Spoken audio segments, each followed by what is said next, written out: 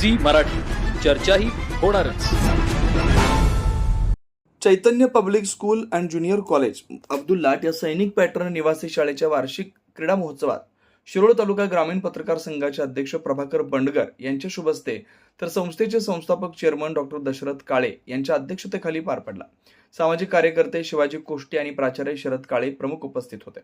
प्रारंभिक क्रीडा ज्योतीचे प्रमुख मान्यवरांच्या शुभ हस्ते स्वागत करण्यात आलं.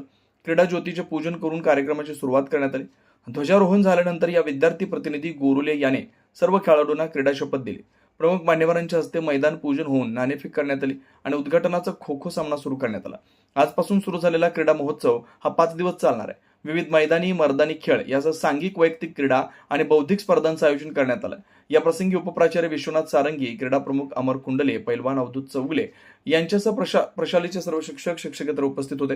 सूत्रसंचालन प्राध्यापक सचिन बेलेकर यांनी केलं तर आभार होलोळी मॅडम यांनी मानले.